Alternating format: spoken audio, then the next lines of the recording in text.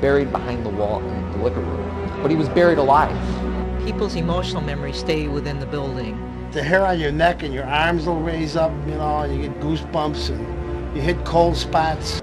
Chicago, the perfect setting for a ghost story. But what is a ghost? Do ghosts exist only in the realm of imagination, or could they possibly coexist in the world of reality? If we are still experiencing ghosts in the 21st century, we must explore the possibility that ghosts are more than mere legends. There could be several explanations for supernatural occurrences, but which is valid enough to accurately answer the question, what is a ghost? Around the streets of Chicagoland, there's something for everybody. Richard has been on a quest for almost 30 years seeking the answer. Ghosts have been the object of study now for centuries. It's been a heightened interest here in recent years, especially since the 70s with, I suppose, an outgrowth of the psychic age. And yet we still are finding out that the more we discover, the more we find out we don't know, which is probably always the way, but at least we know we're in the right direction. If we can find evidence and realize that this is leading us down a path, at least we know we're in the path. Where the path is going to go, we're still trying to find out, but we're on the right path in studying this kind of material. When a person passes into the spirit world, they don't make their journey. They get stuck here for one reason or another, and they just wander the earth. A ghost is actually considered an evil spirit, a demon spirit. We don't even have a devil. As a witch, our idea of a ghost really isn't that much different than what a Christian's idea of what a ghost was. Mostly we consider it not the exact spirit of a person that's passed away, but probably it's more analogous to a videotape that's reeled and played over and over again. Ghost has some kind of little connotation like spooky or scary or frightening or something like that. And ordinarily, I think, at least my perception of it is that I think there are spirits and ghosts in that sense. The Latin is spiritus, but we translated ghost or spirit. So I think there are such things. But on the other hand, I don't think they're always necessarily scary. We got the hardest evidence that I could ever dream of because there's no explanation for what we got on film. We actually have ectoplasm coming from a door, and it like just floated up to the attic. A ghost to me is the essence of a person, their soul. It's probably not something that is within our threshold of awareness. It's above or below our threshold of awareness. I think it's very important that we keep our minds open to the possibility of there being things that we cannot naturally see and touch. Our research began with the most well-known ghost story in Chicago. There are several variations to this story, but the traditional tale leaves us with this version. Mary walks along Archer Avenue. On occasion, she is offered a ride by an unsuspecting young man. She happens to be the ghost of a young woman who died in an automobile accident in the 1930s. No one is completely sure of her name, but a simple name of Mary fits her. She looks lovely in her ball gown and is excited to be on her way to her one true love, dancing. Her journey takes her to the Willowbrook Ballroom. In life, she never had the chance to completely fill her dance card, so now she comes back to enjoy the music and dancing that her untimely death would not allow. She lightens up the dance hall with her graceful movements to the music. She leaves her partner with a memory that will last a lifetime. When these men speak of dancing with her, they remember her cold touch. When the music ends, it's time for Mary to leave. The gentleman offers her a ride home. Mary accepts the invitation. This night of dancing has come to an end. The drive leads back to where it began on Archer Avenue. The men describe Mary as anxious when they get closer to the cemetery. When they pass the gates of Resurrection Cemetery, Mary must say goodbye to her partner. I must leave you now. She leaves him only with her memory. Mary disappears before his eyes. He stops a car suddenly and frantically looks for her. The young man is shocked and confused by her disappearance. He is frightened, but even more so, he is broken-hearted. He'll carry her memory forever. Mary always makes her way back home to Resurrection Cemetery. This story has been around since the 1930s and is still going strong. The story of Resurrection Mary has been told by many witnesses over the years. Is she merely the product of vivid imaginations? Is she just a story? Resurrection Mary's story should be given a lot more credence than other ghost stories around Chicago, just for the fact that there are so many good witnesses that are out there. And there are people who, when you interview them, they just have the tiniest facts down. It was early morning, Sunday of the 23rd of August, 1980, around 1 o'clock, between 1 and 1:30. I looked over to the right through the passenger window and looked at her, and she was wearing a white gown, which was very interestingly embroidered. It was really nice, beautiful gown, very outdated. She was also holding shoes, which were very strange. They were dancing shoes, it looked like. For many, it's an urban myth, a legend, a folk tale, and that's enough. But as far as I'm concerned, there's reality. Now she comes back to the clubs, the halls, the parties that she went to when she was alive, only now she's out there on borrowed time. Now she's only out there as long as the music plays. I believe in her. I believe she is there. That picture I seen with the iron bars with the fingerprints in them. All right, me being I worked with steel and with torches and stuff like that, and I've seen steel get red hot where you can actually bend steel, but I never seen where you could actually leave fingerprints in it. And that would be hard to do, to leave actual fingerprints. I mean, it's steel. You know what I mean? You can't, it's not like clay where you can just squeeze it and you'll have fingerprints. This is steel. And as hard as it is, you could hardly stretch it out, let alone put fingerprints in it. And that's a real good picture of Resurrection Cemetery with those fingerprints. She was just an average person who loved to dance. Any kind of strong bond like that, the bond with this world, will keep them here. A twirling icon to a past long gone, she still comes back to dance on and on. She's a comfort to those who need memory relived. She's a mentor to those who need their spirits restored. She still lives in the beat of a song. She will go on forever to dance all night long. Is Mary's story so alive only because of its popularity, or is it possible that her energy really exists because of her love of the dance? Can strong emotions keep us here? What is energy? I believe everything in the physical world and the non-physical world is energy. So we look at things, like a table and a chair, and we say these are solid objects. But physics has shown us that no, they are not. That there are vast spaces between the molecules, the electrons, the neutrons, that go into forming a chair. And with the right understanding, we probably could put our hand through the chair and bring it back out without being injured. Everything is held together by energy. When we die, scientists have weighed a human body prior to death and after death, and there's very little change that occurs. There is a minute amount of mass that is lost when a person dies. We are all made of energy. We also emit energy through our emotions. We can't see it with our eyes, but the energy we emit is called an aura. Just because we can't see it doesn't mean it doesn't exist. Kirlian photography captures our energy.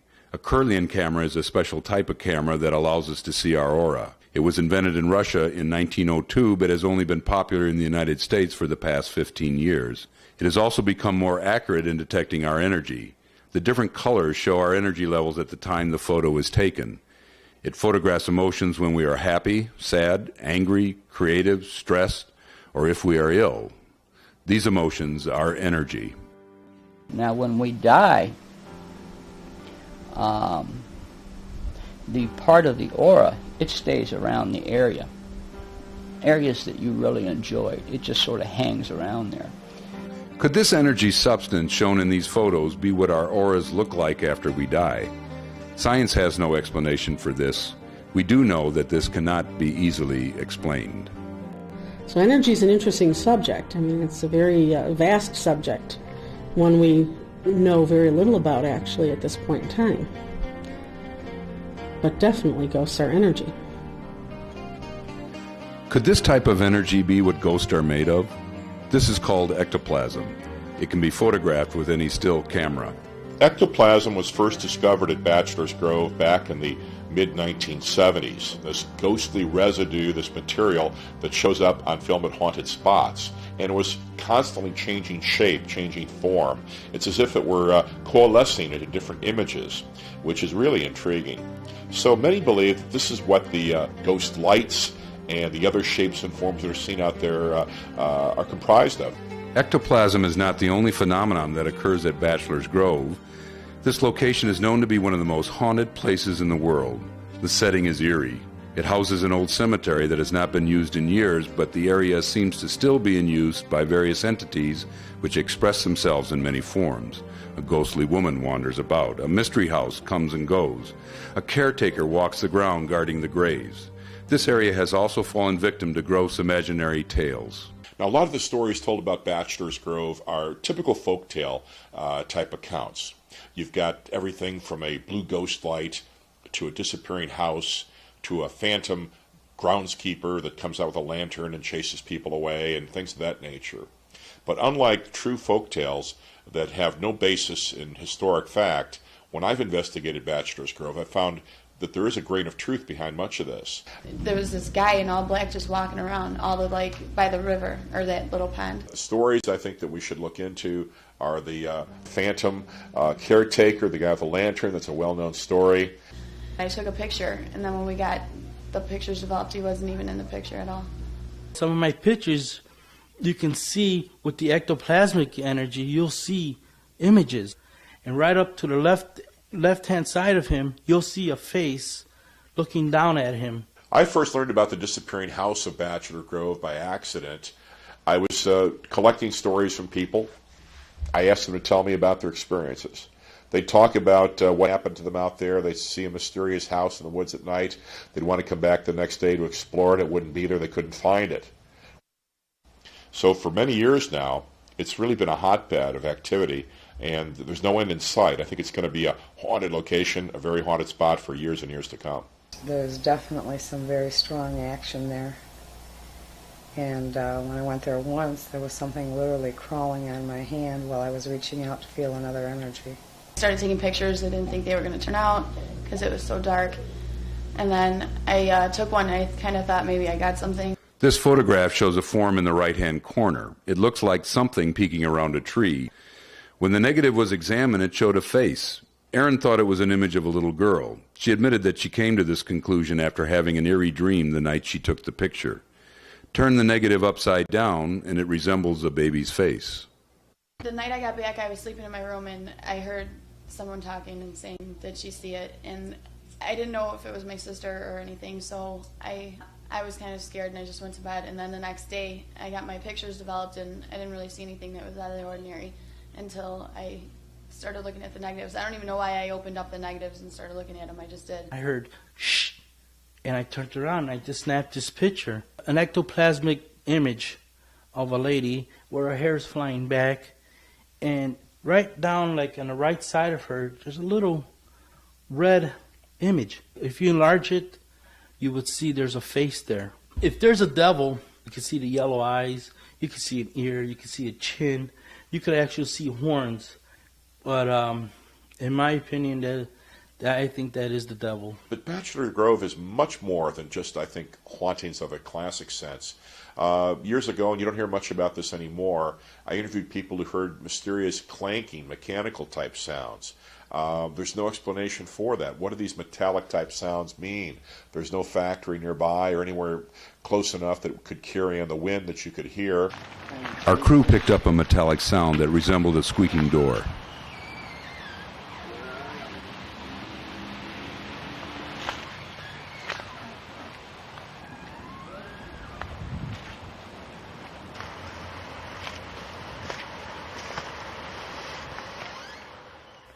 Does this place have leftover energy? Is that why it's so haunted? Does it have a sad history? Bachelor's Grove has a lot of unknown graves. No one knows where they came from, the time in which they were there. There's great distances in time when they've been there. What we're getting is they're stepping from one dimension into the other, and sometimes they don't make that whole transition. Maybe they're just somewhere in between, and we don't see the whole. We just see the like the heat waves. I really think that the place, because of the Native American connection that would have gone back for many thousands of years, I think it had something going on well before it became a graveyard. Now it's a graveyard, but I think the reasons why that spot are prone to hauntings go far back in time. I think it's all that inhabitation of different peoples there over the centuries. It just had some kind of layer cake effect building up over the years, over the centuries. When I walk into somebody's home, one of the first things when they tell me they're haunted, I'm thinking, okay, let's find out the history. A significant event, even when I say significant event, it doesn't have to be tragedy. It could be a lost, relative coming to visit them again. Here we are doing what we believe proves that there is life beyond this life, and it's just incredible. It's history. It might only be 10 years old, or it might be 500 years old. It might be an ancient burial site for Native American Indians or something, but it's history, and it's just fascinating. It's not really what the norm is. I guess we're kind of abnormal in that way.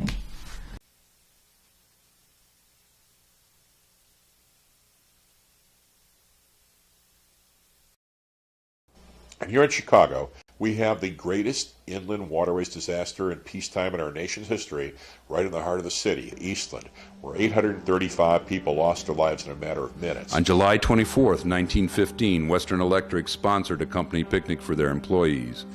They were to take a boat ride across Lake Michigan for this year's event. The pleasant outing that was planned suddenly turned into a nightmare when the boat capsized at the dock. Witnesses claim to have heard wailing that was akin to banshee cries. Most of the victims were under the age of 35. 835 lives were lost within minutes. Whole families died together. Many of the workers were young women. Some of them drowned because they would not tear off their dresses. Women were not taught to swim because swimming was not for young ladies. This was a Titanic of the Midwest, but without the proper recognition. These were working-class people. The energy left behind from this tragic event will remain until an effort is made to truly remember. The memory continues in tales of strange events at the site of the disaster and at places once used as temporary morgues for the Eastland. My dad was 9 years old, and he often said that he had seen hell that day because he saw the steam, he heard the screaming, he saw the people being pulled out of the water, and many of them were children, so it had a real big effect. And until my dad died, he would relate the story with the same sense of awe and panic that a 9-year-old boy would tell about the day that he saw hell. And that's the day that the Eastland went over. Because the Eastland was not a prestigious group of people, they got little or no recognition for it. I mean, it's all this time later, and a lot of people have never even heard of it. 835 people, their lives snuffed out in their prime as they were having fun, partying, drinking, just having a grand old time. And suddenly, everything shifts from that 180 degrees, and now they're being crushed, they're being pushed below the water line, their lungs are filling up with water, they're dying a horrible death. What was really bad is when it completely flipped over, some of the people that had fallen off and were trying to swim out were being pushed back down. And then there was like tons of screams and cries and panic. The way they died and how they so suddenly made that happy time into a time of death and passing to the next world, that I think is why the Eastland is one of the most important ghost stories around, and why it's just chock full of all kinds of possibilities here. Because with, number one, the great number, 835 or more dead, you've got the numbers. And number two, the way in which they died, how they were living up to that point, suddenly it's all gone. Well, that is a perfect setting here for a classic haunted spot. Hardly you'll see anybody doing investigations at Eastland disaster. But when I go there, I usually get maybe 1 or 2 pictures of something you can't explain. I have a picture actually of a head of a person looking down from the bridge tower. I'm feeling at least a good 100 souls right here. The Eastland site of the disaster has long been the scene of haunted reports of people hearing sobbing, moaning sounds, banshee-like wails. They might look down at the water and see what appear to be luminous shapes or forms. Those are not the reflected lights of buildings, it's believed, but actual spirits. And some think they see real people floundering, drowning. They call for help. Fire, police teams get there. No one's there when they arrive at the scene. These things have been reported many, many times over the years. There's no indication to them that they're gone. Friends and relatives lined up at the temporary morgues in the heat of July to identify their loved ones. It was highly emotional. How could this energy dissipate? Current owners of the buildings are reluctant to admit that strange events occur in their companies, but their employees will tell you differently. As a reporter for the Inquirer, I had a call from my editor, and he asked me to get in touch with a woman who worked over here at Harpo Studios, and who had reported some instances of strange activities during her night shift. She worked there as a security guard. You would always hear things either falling over.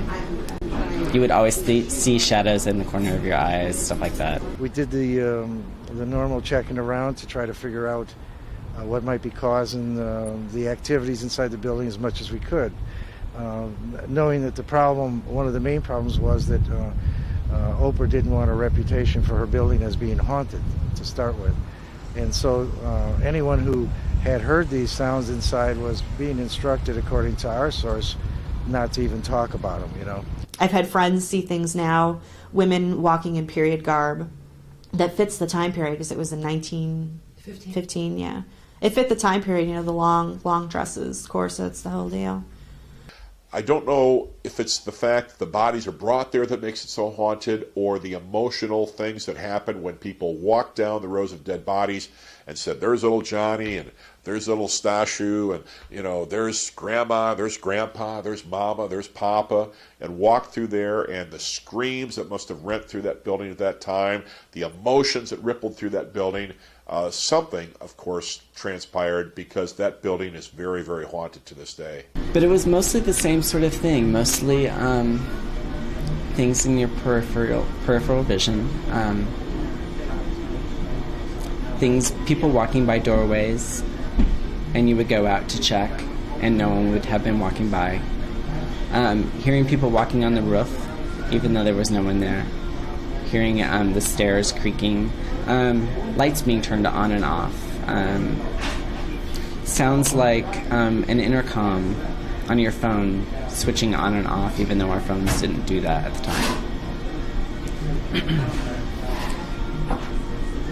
time. Normal stories like that, but all across the board.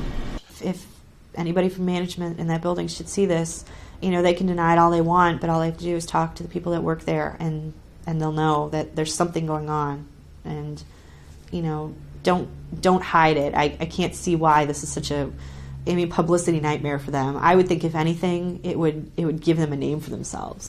After the Eastland disaster took place, and the fact that the dead were shown such disrespect, there was really no official recognition, except for maybe their company, Western Electric Company, had services, had some kind of memorial of sorts. But you'd think that the city of Chicago, where the disaster took place, would have cared, would have done something about that. You'd think the state of Illinois would have done something, and eventually they did, but it was 1989, many, many decades later, when a plaque was finally put up. There's no federal recognition to this day for the Eastland disaster.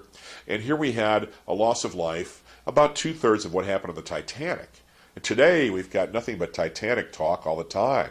You've got movies, you've got songs, but where's Leonardo DiCaprio for the Eastland? And where's the Celine Dion of the Eastland? Where is there something being done for these people? Because they were not rich, because they died without evening gowns and tuxedos and diamonds dripping off their fingers, makes them no less important as far as I'm concerned. I didn't know about this disaster, and this was supposedly the worst inland boating disaster in the country. And I never heard about it until I happened to, by chance, pick up this book at a book fair. So, you know, maybe a combination, they're trying to get their story out. In many ways, we've learned over the years and through the teachings that these things are a part of our life. They're a part of our walk. This old brewery, located in Thornton, Illinois, carries many memories within its walls. The limestone base of the building seems to retain its past. John Biafelt was the most prominent citizen in Thornton. He erected a brewery and was in business in 1858 with a 10-barrel kettle. In 1876, he built the building that still stands today. The property switched hands many times over the years. Al Capone even played a part in its ownership. I was contacted by the people at Widow McClary's a few months ago, and they told me they had a haunted bar, restaurant they wanted me to look into. Actually, I get quite a few of those calls every year. I get letters, I get people calling me up, they want me to come out and check on their location, and of course I'm always interested in checking it out to see if it's going to pan out. Sometimes people are looking for just an added edge here to get in customers and so forth. But I was very pleasantly surprised when I found out about here, because not only is there good anecdotal material, in other words, people have personal accounts they can relate, actual witnesses to various events, but better than that, we've actually been able to capture on film orbs to get material on video. So this is much more than just someone claims they had an experience, but we've got the photographic evidence to go along with it.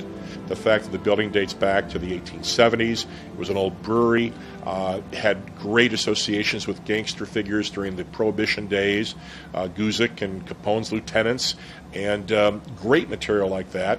Not to mention the fact that it just looks like it should be haunted. You just wrap all that together and you've got a very interesting place to study. And so far, we've only scratched the surface, but it looks like it has great potential. I kind of felt it the very first day we had gotten the keys, because I came here first and I let myself in, and it was 10 o'clock in the morning, and I was waiting to meet George here, and I just started looking around and going behind the bar and turning the water on and seeing if different things worked. And I kept getting a funny feeling that someone was coming in the door. You know, I kept turning back around, looking at the door. Nothing, you know. And I'd turn back around again. Every time I turned my back to the door, I kept feeling like somebody was behind me. So I caught myself doing it about 3 times, just, you know, looking over at the door. Nothing there. So I didn't think too much of it. And after about the 4th time it happened, I said, you know what? I don't know why I'm feeling like this, but I'm just going to go sit on the porch. I just was getting funny vibes, and I'd never heard anything about the place at all, you know. Then after we were here for a couple of months, I started hearing different things, and I was like, that's why I felt like that first day, because the place had been closed for a couple of months, and nobody had been in here, really. So who knows, maybe everything got stirred up, or that morning I let myself in. People's emotional memories stay within the building. So especially in the case where someone has died or there's been some sort of abuse, those places seem to carry the most trauma. And the bricks, the flooring, the wood, everything seems to have an imprint of some kind. The energy is here lying dormant, but when people come in and start, say, changing walls around, bringing lots of people in, I think it stirs up whatever energy was in the place to begin with.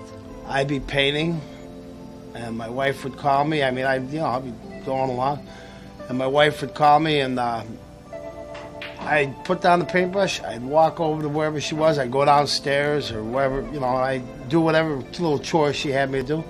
And I'd come back up. I'd go back over to where I was painting, and the paintbrush would be gone. And I'd sit there for a minute and go, I'd go back downstairs thinking I left the paintbrush down there, and I'd go down there. You know, I'd say, Sharon, where's my paintbrush? She'd go, you didn't bring it down with you. And I'd look around, and I'd go back upstairs, and there it'd be sitting there. And, just strange, very strange. The hair on your neck and your arms will raise up, and you get goosebumps, and you hit cold spots, stuff like that. We followed Richard Crow and psychic Karen Uchima into an underground section of the building. They experienced some unusual phenomena in this cave-like tunnel which holds an artesian well. Oh my God, that's a form. What is that? It's a ghost. Richard witnessed some sort of form moving on the wall. Our camera picked up these little points of light, which are called orbs. We noticed that if we focused the camera in one place for a while, an orb would eventually appear. Their movements seem purposeful and directed. They are about the size of a quarter. They make their appearance in front of the camera lens, then disappear. Our crew made sure no one was carrying flashlights or any kind of reflective objects. We had to wonder, could these orbs be the DNA of ghosts? We eventually moved on to another area of the tunnel. Karen was joined by her partner, Grant Wiley. Together they witnessed a very unusual form. Oh my God. Yeah, I can see a face, but it's a mean face. Right, it's a mean face, but it's also distorted. It's a mean face, the eyes are slanted and glowing. The face is distorted in some way. It's like mangled or something. It's not quite human. The face is elongated. Well, the whole body's elongated. It's changing shapes. Wouldn't you say that the eyes are in the wrong place? Like the facial features are distorted? Yes, now I'm actually seeing part of one face and part of another. It's like they're separated. This is a bad place. Okay, let's go. Like the eyes weren't in the right place. It was a face with eyes, but like the eyes were like, you know how Picasso painting looks, where things aren't in the right place. That's why it was scary, because like the eyes were face and a separation right, and a half exactly. of another face. Except there was a sphere which appeared to be a head. It's almost as if, like, if you were to describe an alien, except the face was maybe translucent. The eyes weren't in the right place, and the eyes were very big. But the body was strange. It was like a Christmas tree shape, almost like an elongated triangle with what appears to be arms, but they were like dangling down. Well, my partner George had come in and he had some paperwork to do, and he sat down at the desk and got involved in his paperwork, and 5 minutes later he looked up at the screen, and the camera photographs the bar, and the whole bar was filled with people. So he ran out, the bar was totally empty. Came back here, looked on the screen was totally empty. Well, this is what I call an active setting. The energy of the place seems to make things active, physically active. There's little flashes of light. There are outlines of things. People tend to hear, see. Sometimes things move around. In this area, it's a very active area. I see visuals of things, and apparently other people have seen visuals of things. While we were getting ready to interview Grant, we caught an orb floating right next to him. There's so little that we know about this. They may be some kind of protective thing. You know, when I've done some of these things, the cameras showed that the orbs were following me around, and they may be some kind of creature that protects us from something that we don't understand. I'm starting to reevaluate my personal prejudice towards orbs, and I think maybe there is such a thing as a orb phenomena at certain haunted places. I mean, I've been big on ghost lights for years, which are a form of orb, I suppose you could say. But for a inside location, never realized it'd be a place to be as good as the buildings here, part of the Widow McClary's complex, the old the brewery from 1875. I've seen the orbs caught on film, and I have no other way of explaining that. I mean, it certainly is not dust. It's not dust bunnies floating around. It's not any kind of sunlight. It's not reflections of light or anything like that. There is something going on. Those orbs are actually floating around, and they're little gold balls of light, and they're just floating around all over the place. It's the strangest damn thing. The building's 150 years old, 150 some years old. I imagine there's a lot of strange stuff that's going on, certainly around here. I walked up to the second floor, and one of the first things I noticed was sort of a shadowy figure by one of the doors, and looked to me like it was a man with I want to say a derby-like hat. I felt the guy was sort of thin, and also seemed to be wearing sort of a three-piece suit. My nephew Cody had an incident here. He went downstairs to my partner and said, "George, there's somebody upstairs there by the pool table." And George said, "There's nobody upstairs." And Cody said, "Yes, there is somebody upstairs." So George went upstairs, and there was nobody there. This kid's 9 years old. He's got no reason to, make this up or anything. He's seen it. I'm sure he's seen it. An old man standing there. I think Nina felt something kind of weird first. I seen her bending down, and she said to me, "Did you feel that?" And I said, "Yeah." It was like a warm. It just came over us, like somebody was standing next to us. I felt something, and it went like this down my arm. and I thought I dropped a napkin or a straw. I don't know. I couldn't figure it out. And I was looking down to see what fell. And he goes, "Did you feel that?" And I said, "Yeah." It went on his leg. It was like it had substance, the touch, but there was nothing there. And then Marv felt it on his leg, too. You know, I mean, it was at the same time. I believe in ghosts. I really do. And they don't scare. It's not scary ghosts. It's like, you know, like in the movies. So. Sometimes there were bartenders in the past, come back and serve drinks, or they move cups around. Dishwashers might break a glass or fill up things with water or drink things out of a cup. This is very common. It seems that every location has its own unique occurrences. We found many forms of unusual phenomena at this old brewery. Glasses breaking in midair, orbs on every floor, full apparitions and poltergeist activity. Some are friendly, some are strange, but there is nothing dull about Widow McCleary's. That glass just jumped off the bar and off the shelf behind the bar and flew across the bar and broke. The glass on the bag of bar just exploded. I think we're all novices. Nobody has all the answers. What's exciting is with new equipment, we can actually catch things on camera, which has always been sort of a mystery in the past. And the more footage we get, the less likely there are accidents.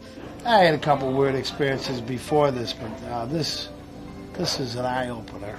You know, there's something here. Often haunted spots are on a stream, next to a stream, a running water connection.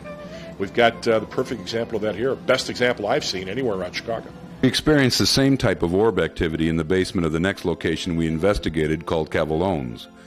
Ironically, this location shares a lot of similarities with Widow McCleary's. Within a matter of months, I found two places that are very similar for many reasons, two gangster-related sites, Widow McCleary's in Thornton and the Cavallone's West restaurant in Willow Springs. They both have a limestone connection. They're over limestone foundation. There's running water. We have secret tunnels. We have hidden bodies, hidden objects, hidden treasure stories perhaps even. So there's all these different similarities between the two. And they both have similar haunted claims taking place. Orbs, ectoplasm, all kinds of things like that. Not to mention a lot of poltergeist activity. The building was built in 1920. Al Capone occupied this building for 12 years between 1920 and 1932. Al Capone is one of the figures around Chicago in Chicago's past that has lent himself to numerous ghost stories, haunted sites, just about every location that has a Capone tie-in, and there are many, whether it be old bars, whether it be where he lived, the Lexington Hotel, whatever, there seems to be a ghost story connected. And a lot of that has to do with his lifestyle, too, because here's a guy that had to rule with an iron fist, who had to take out people who disobeyed him, who had to take out people he couldn't trust, and especially when he did it in a violent way and these people weren't suspecting that they're going to get their head bludgeoned in the next moment or be shot or killed or even perhaps buried alive. Well, add all this together and you've got a lot of good sites around Chicagoland, Capone connected and ghost connected. It was like a chop shop, except for replace the automobiles with people. They got chopped, they got shoved in the tunnels, they got shoved everywhere. Running water and ghosts go hand in hand. We're almost within eyesight from Cavallone's West to the Illinois-Michigan Canal. The Illinois-Michigan Canal was dug during the 1830s, and it was the major work project of that era. And digging the canal allowed the connection of the Great Lakes waterway system with the Mississippi waterway system. When they were building the I&M Canal, a lot of people were dying of diseases, so they would just burn the bodies and they would mix them with limestone and use them as landfill. So that's why you get this powdery, dusty, like touching an ashtray feeling and a touch to it. So this is dirt mixed with limestone mixed with cremation. And that's why, and this is all up and down Willow Springs, up and down the I&M Canal back then. And of course, during that time, digging that canal, a very hard job, many lives are lost, much tragedy, and a lot of that has been forgotten, has been really covered up, because those who were behind the project didn't want to have to pay off survivors' families and such. And maybe one reason why there seems to be a great ghostly legacy for this area, too. And the first thing that you notice when you walk in is an outline of a coffin on the floor. There's an outline of a coffin down there. I mean, what else could I say? Geez, there's a coffin in the basement. There's a man buried behind the wall in the liquor room. Or there was. But he was buried alive. Cavalone's is interesting because every floor, starting at the basement actually, there's stuff that goes on. Going down to the basement where orbs have been caught on film, you actually can see the entrances to tunnels. This tunnel here, they would store their guns or their liquor or even money or even bodies, okay? And how they made these tunnels was when this building was built, this was built as a basement with regular windows. But then they pushed dirt all the way up to the first floor, and then they tunneled out the dirt to make these tunnels. This tunnel number 2. This tunnel here goes all the way under Archer Road and hooks up with a tunnel at Willowbrook Ballroom. This is how they shipped the illegal liquor back and forth back then. Back then, Willowbrook Ballroom was called Old Henry's. Old Henry's. It was the hottest place to be at, as in big bands, dancing girls, and all the gangsters would go over there and have a great time. And the story goes, when the gangsters went over there to have a good time, they would find a girl that they wanted to be with, and if that girl came with a guy and the guy objected, they would bring the guy down here into this tunnel, beat him up, or they would kill him, and they would bury his body out into the woods. Prohibition had just come in, and dancing, many people back from World War I, a lot of frivolity here in America. We had won a war. We were forgetting about the hard times. Dancing at ballrooms was a big thing. The big band sound was starting to catch on.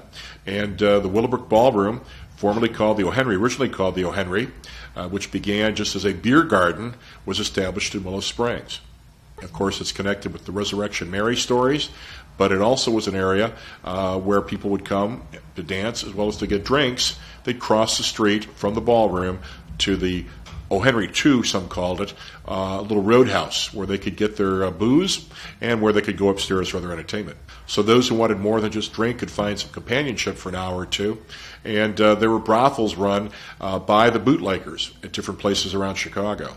On the second floor is where the rooms were for the girls, and this would be the brothel area. Traditionally, brothel areas are very, very haunted. There were many different types of gambling that would go on in roadhouses back in those days. The gambling could be traditional gambling, poker, roulette, often done at places where drinking took place. And what we found so far is an old gambling table with a hidden roulette wheel in it, and it's in mint condition. And we found that in one of the rooms downstairs, just wrapped up. The roulette wheel reminds us of the memories of its past. The sounds of having fun, the arguments over card games, and the smell of cigar smoke. Forbidden drinks are consumed in mass quantities. The games stop. A new amusement starts. Giggling girls make their play on their prey of the night. The stage is set for intrigue. The bartender seems preoccupied. His thoughts are focused on filling the rest of his evening with the woman who is the object of his desire, Christina. The anticipation of seeing her makes him leave the card game early. He feels disappointed at the sight of his lover with the controlling boyfriend. The eyes of the gangster show strong suspicion that his girl is no longer faithful. Christina gives an excuse to leave. She follows the bartender to a secret rendezvous. Her fate will be sealed, her actions accounted for, later that night. A bartender was killed here between 1920 and 1930, and how he died was that he was tripped, he fell down the stairs, broke his neck, and landed here. The story goes that one of the girls upstairs, Christina, was one of the gangster's girls, and no one was supposed to touch her. The gangster found out that she was having an affair with the bartender. So he came down here, and he hid underneath the stairs, and he waited for the bartender to come downstairs. When he did, he grabbed his ankle, made him trip and fall, and broke his neck. He died instantly. The gangster got his revenge. Christina would no longer have the comfort of his friendship and love. He lay there in the silence of the cellar while the gangster took off to pay back for the unfaithfulness of his girlfriend, Christina. The bartender was dead, but the night had not ended for Christina. The gangster entered the room. He never let Christina speak. He beat and killed her. Her body was still like her lover in the cellar. Christina was dead, but her spirit still resides in this place. She was brought to this, out here. She was strangled and brought out here, and this is where she died. To this day, Christina haunts the second floor, and she walks up and down the hallway. This is where Christina walks up and down the hall. There is auditory evidence of Christina's presence. Footsteps are heard upstairs. An attempt was made to see if Christina could be picked up visually. Something was there. Orbs appeared in the living room and in the hallway. Orbs are picked up by the camera. Are these energies compacted presences left behind? Wherever there are manifestations of the paranormal, there always seems to be orbs. I had a friend move in here on July 5th. Took a hot shower after all the moving and everything. Okay. She said she opened up the door, let the steam out, she was washing her face, she looked in the mirror, she saw another girl looking back at her. Bruised face, she said she had a bloody lip, and her eyes were like punched, and she was looking at her. Deanne has not been back to this building since. Wow. She left her furniture and everything. Oh yeah, she was petrified. That's all upstairs. Yeah, Really? all her stuff is upstairs. She goes, no, you can keep it. She says she's never seen anything like that. She even got a couple white hairs out of it. We went up to the attic. They have a punching bag up there, and it was just swinging by itself. There's no open windows. There's no drafts whatsoever that could make this heavy 80-pound bag just swing by itself. And when I seen that, I took a picture of it, and in the picture you'll see an orb right at the bottom of the bag. You know how sometimes, you know, when time just seems to slow down? Just for that instant. I saw it. Just going up the stairs. Just not creeping like a ghost and not running or anything, but just walking like a normal human being walks. Walking up the stairs. But it was just for that instant, and I just knew it. I saw it and I knew it. It was a figure with a coat. It's like almost like an old gangster coat, you know? Something that my grandpa would wear. One time I was in the basement smoking a cigarette. I was working, and I was just sitting on the cases of beer, and he has a pop cooler that's just sitting there. There's nothing in it. And in the corner of my eye, I thought I saw something, like a person, whatever, shadowy kind of, I don't know what it was. And I kept trying to just look back to make sure, you know, and I'd look and it wouldn't be nothing, but it was about my only really experience and just being creeped out by the whole place, actually. All I can say is, since we've put this picture up, I feel like I hear a woman whispering over in this area, mostly by the women's bathroom, at night when nobody's in here and I'm closing the bar. I feel like the picture's creepy. I'm not real keen on it, and it kind of scares me, but I think that there's something in the building itself. But it's a good woman's voice. She's not mean, she's not rowdy, she's just saying something or talking to somebody, but you just can't see her. I haven't seen anybody. The first classic Chicago ghost story I heard about was Resurrection Mary. I began hearing about Resurrection Mary in my high school years and began delving into her story, checking out locations like Resurrection Cemetery, the Willowbrook Ballroom, where she would be going dancing, where she was reported dancing over the years. And interesting how after all these years I've now come full circle, and now I'm right across the street from the Resurrection Mary Ballroom, the Willowbrook, and I'm here at Cavalonis West. So I've just come totally 360 degrees from one ghost story to another, and I still am just a few feet away from my first tale. Whether you believe in something or not, I don't think anyone should ever close their mind to possibilities. I think once you close your mind to possibilities, you're doomed to make fatal mistakes. Understanding that there is something beyond this world gives us hope. You know, it says that we exist beyond our physical bodies, and that we don't just close our eyes when we die and go to sleep and never have an awareness of anything for the rest of eternity.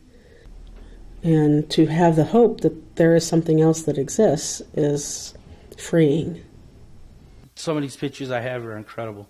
I mean, I like to have somebody try to say or try to claim that there's an explanation for these pictures, because if they do have one, I would like to know. Most ghosts, when we encounter them, well, it's us invading their space. They were there first, and we might be there to see them or observe them in one way or the other, but they're doing their thing, and we're just impinging upon them. And I think that's another important thing to remember. And when you do have your encounter with a spirit, and statistics show that you will have one, probably in your life you'll have some kind of experience like that. Always remember to just keep your mouth shut, pay attention, be very observant, take good notes when it's over, and usually the experience is less than a minute in duration, and it's over. Most ghostly encounters are probably about no more than 30 seconds, and then they're gone. But that's enough for 30 seconds to change your life forever and cause you to realize that you just had enough evidence there to certainly open the most closed mind that there is a reality of this nuts and bolts world. There's a reality of the beyond, that ghosts are for real.